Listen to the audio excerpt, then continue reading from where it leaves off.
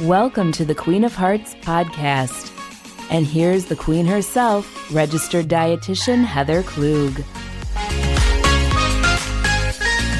Hello, everyone, and welcome to the Queen of Hearts podcast. I'm your host, Heather Klug, registered dietitian at the Coronary Women's Cardiac Awareness Center. With me today is our health communications coordinator, Bethany DeBrew-Adams. Hello, Bethany. Hello, Heather. So, Bethany, it is Sleep Awareness Week. Yay! Best week of the year. So today we will be discussing why sleep is so important to your heart health and the specific challenges to healthy sleep that women face. Yes. And this year, the National Sleep Foundation, who is the group that puts on Sleep Awareness Week, has given it the theme of Celebrate Sleep Health. Woohoo! Yeah. So about a year ago now, we did a podcast about the basics of sleep, the 411 of sleep. Mm-hmm. It was kind of right at the beginning of the pandemic and the lockdowns, and we were making major adjustments to schedules and kids and life and all of that. It seems like a lifetime ago. I know, right? So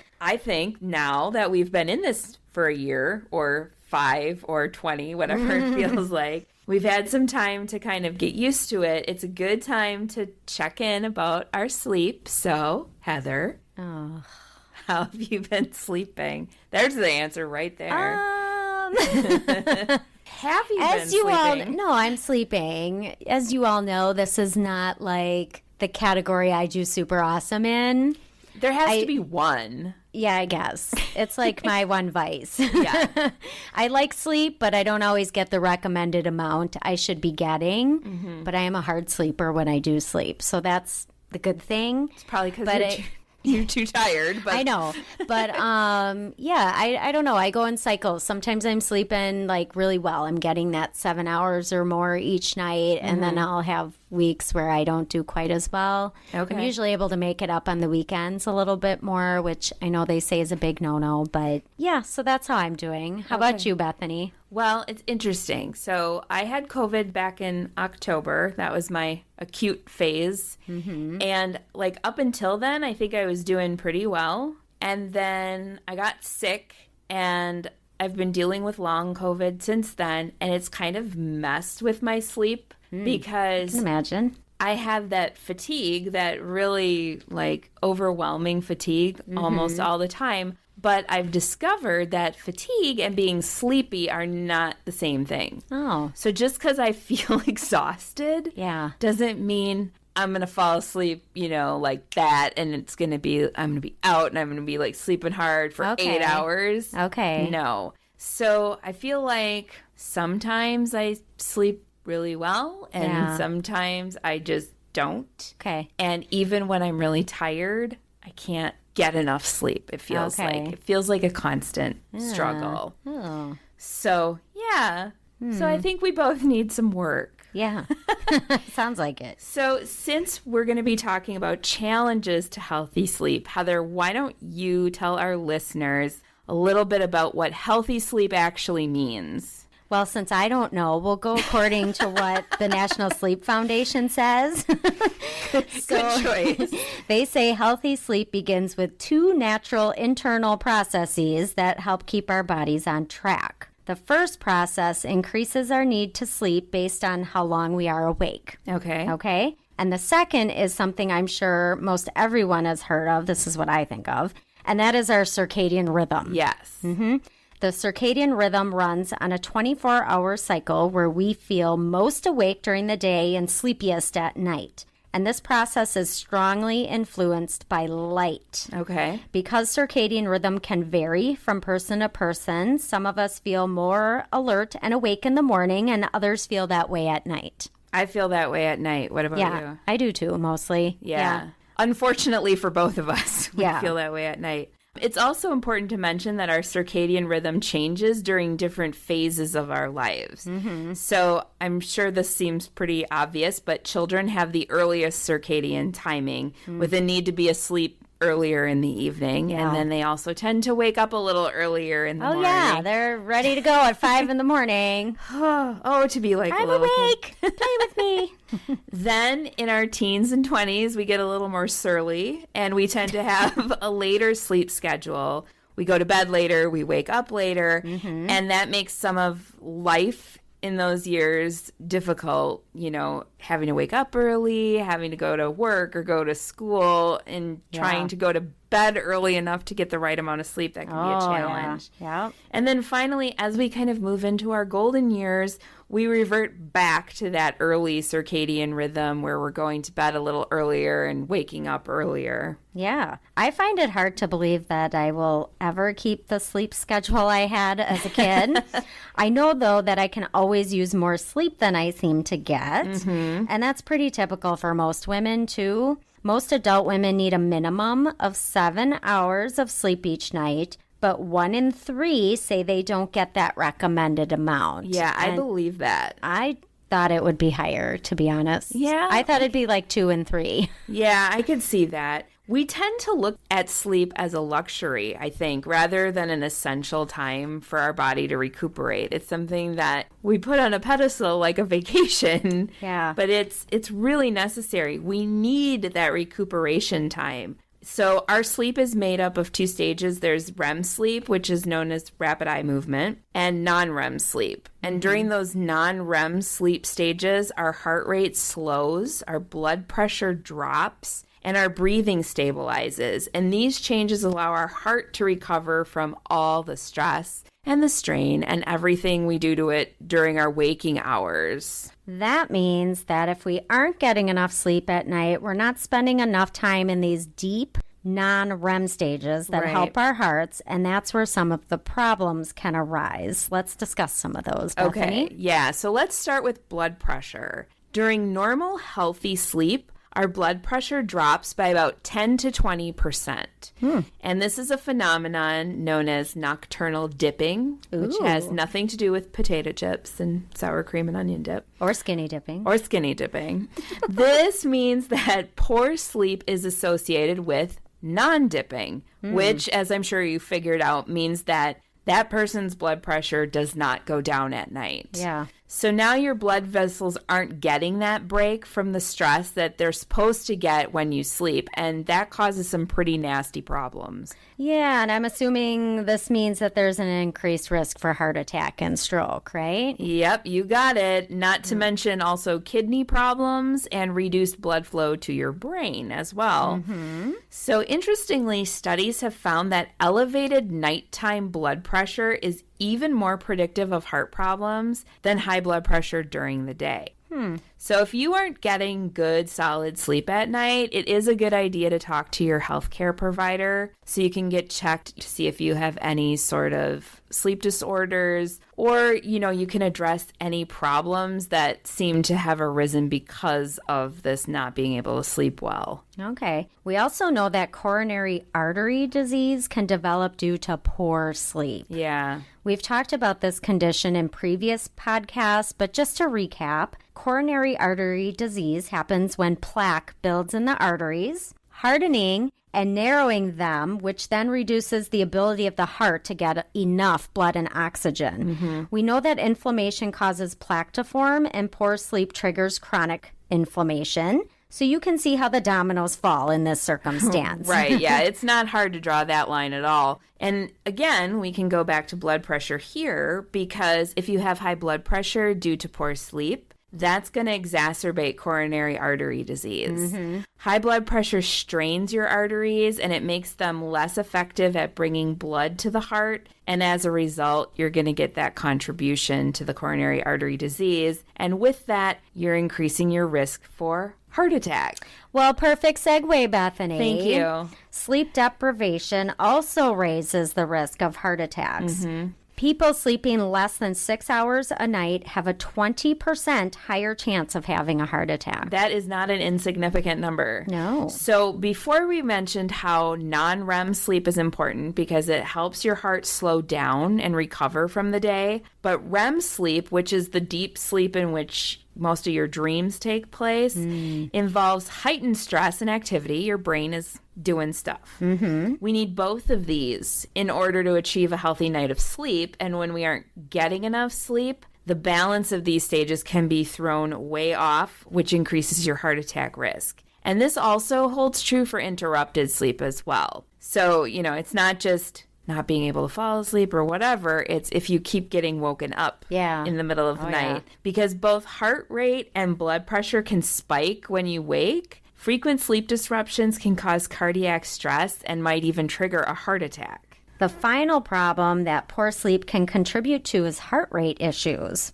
When you're getting normal, healthy sleep, your heart rate drops during non-REM sleep stages and then slowly picks up as you prepare to wake up. But if you're not getting that healthy sleep, or if, like Bethany just mentioned, you are abruptly woken, you can get a sharp spike in your heart rate. And research has also found that people with sleep problems are more likely to complain of an irregular heartbeat. That's interesting. Yeah. And for those of you who are active dreamers like myself, a study in older adults found that people who have frequent nightmares were considerably more likely to report having an irregular heartbeat. Nightmares, think about this. They might increase your heart rate. Yeah. They're usually intense. Right. Scary, And if a person's sleep is disturbed by a nightmare, they may wake up when that heart rate has increased and they feel like their heart is racing. So I don't know about you, but I've definitely had this happen a few times in my life. Yeah, I've had a few nightmares. Waking or sleeping. Yeah. So now that we know the direct impacts poor sleep can have on our hearts, let's discuss women in particular. Okay. 70 million Americans suffer from sleep problems, but women are more likely to have them than men. I bet all of you listening were not surprised to hear that statement. And women are also more prone to certain sleep disorders than men are. Maybe we should change our podcast to Being a Woman Sucks. Yeah, it certainly seems that way. It's like every time we discuss anything, it's like, bummer, women, this affects you more. It's not fair being a woman. There we go. There we go. Sometimes it's hard to be a woman. Oh, there you go. Well, women are 40% more likely to suffer from insomnia than men are. They're also twice as likely as men to have restless leg syndrome, which is a situation where you feel an uncomfortable urge to move your legs. And this can keep you awake or can interrupt your sleep. And women are more likely to suffer from chronic pain issues like fibromyalgia or migraine or arthritis and heartburn. And those can all lead to poor or interrupted sleep.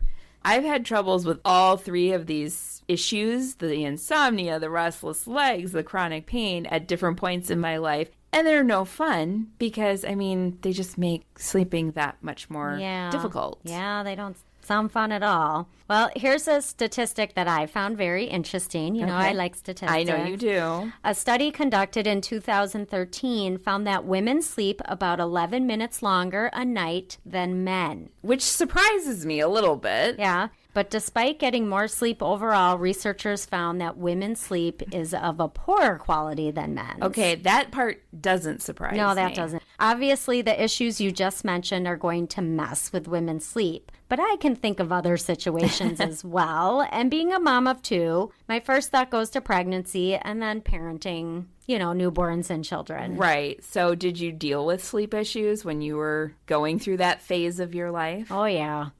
So, being pregnant, like the beginning, you read about it and it's totally true. You just end up peeing a lot more in the beginning, which it's like the baby's so small. Why do you have to go to the bathroom? Right. And then there were like 3 good months in the middle where you feel good. And then the last 3 months, you start to not sleep well again. Ugh. I know they say, it's to kind of train you for once the baby comes, but it kind of stinks because you're uncomfortable. You gain so much weight. And then even with the sleep pillow, it's not always easy to get comfortable, all of that. And then after they're born, that was even worse. Yeah. I breastfed my children, so, they'd wake up in the middle of the night. Yeah. And, I'd be getting like 2 hours of sleep at a time, sometimes 3. So, those months were really, really hard. Yeah. And it gets a little better as they get older, but even when they're like 2 and 3, they get their nightmares, those little night terrors, or they're waking you up. I have to go to the bathroom. I need water.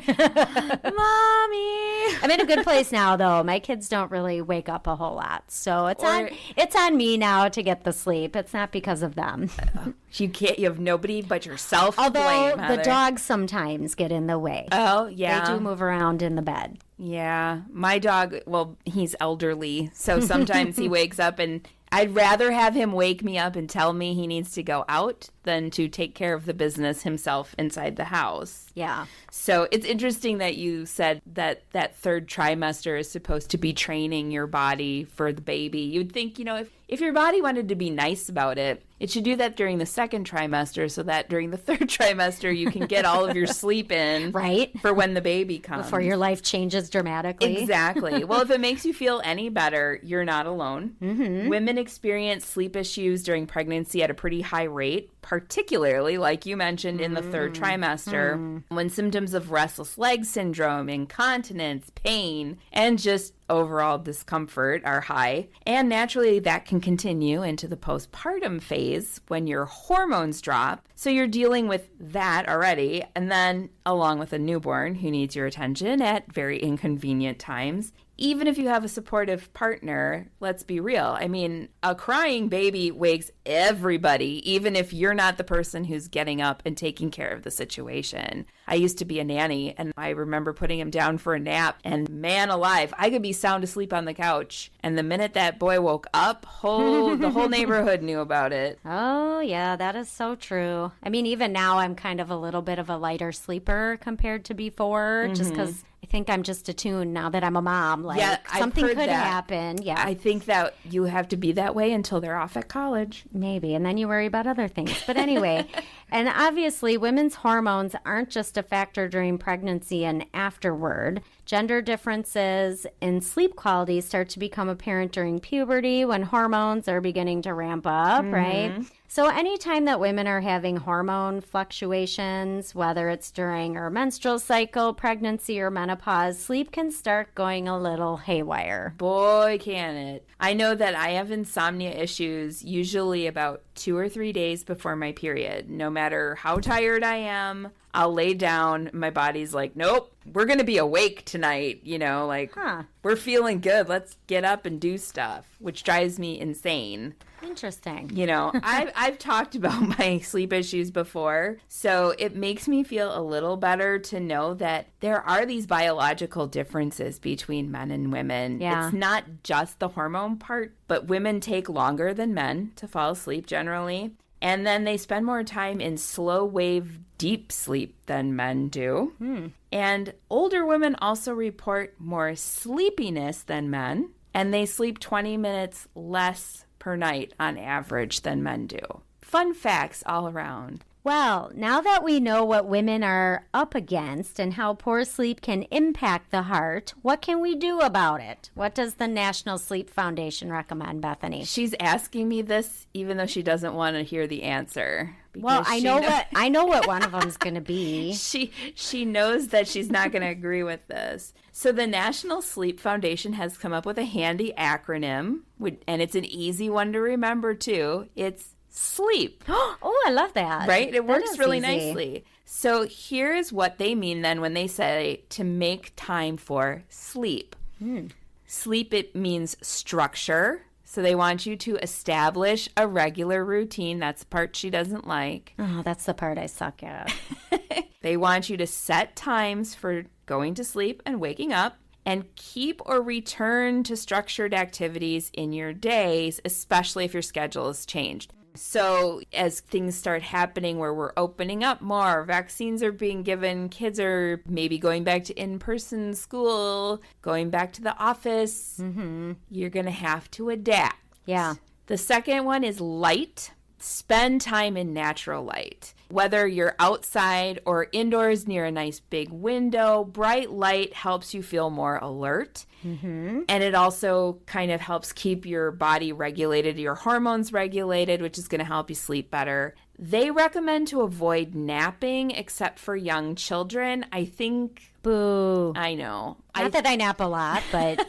I think what they're saying here is, a cat nap, which is about 15 to 20 minutes. You don't want to nap for longer than that. That can be helpful over the course of a day. But anything beyond that, you might end up just messing with your schedule that night then. Yeah. So. But how do you get in just 15, 20 minutes? Like, how do you time that perfectly? I don't know. If you're my husband, you can do it like super easy. Because you'd want to set your alarm clock. Right. Right? So, and how do you even do that? You can't set it for 20 minutes because then it might take you 5-10 minutes to fall asleep. I would say set it for a half an hour. Okay. And then that gives you that 10 minutes to 15 minutes to fall asleep. And if you don't, get up. It's a loss. Okay. Got it. So next, electronics. Limit the use of electronics before bed. Turn your screens off an hour before bed. Keep your room dark, cool, comfortable, and ready for sleep. If you don't have blackout curtains, get yourself some eye shades. Quiet, get yourself some earplugs. Keep your room at a temperature. I know you like it warmer. I tend to like it just a little bit cooler. Make it as comfortable for you. Yeah. Then exercise. We talk about this all the time with heart health. We want you to exercise regularly. In this case, physical activity increases your drive to sleep at night, as well as reduces your stress and improves your mood, which will also help you sleep a little bit better. And finally, prioritize. Prioritize your sleep. Reinforce the benefits of sleep with your family members. You know me, I guard my sleep with my life. Yeah. I don't want anybody messing with it. So model that good behavior for your kids. I know you shared with me that your kids are better at sleeping than you are. They are. So, and my husband's better too. Yeah, my husband is too. So they get one good sleep role model. Exactly. So that's just a good way to remember what you need to do in order to give yourself the best opportunity at having a healthy night's sleep. Well, these are all solid strategies to celebrate sleep health. Yeah. And I will consider the structure one a little bit more. Okay. So take a minute to share with us how you keep yourself well rested or any questions you have about sleep and your heart. If you're listening to us on YouTube, be sure to click subscribe so you don't miss an episode or any of our other heart-healthy content. Thanks for listening, everyone. And as we always say, be the ruler of your own heart. Goodbye. Happy sleeping. Thank you for joining us on the Queen of Hearts podcast. Our podcast is recorded here at Caron's Women's Cardiac Awareness Center inside Aurora St. Luke's Medical Center in Milwaukee, Wisconsin. For more heart-healthy tips, recipes, and more, visit our website at www.caronyachtcenter.org. Like us on Facebook at Center and follow us on Twitter if you like what you hear. And be sure to tell us. Until next time, be ruler of your own heart.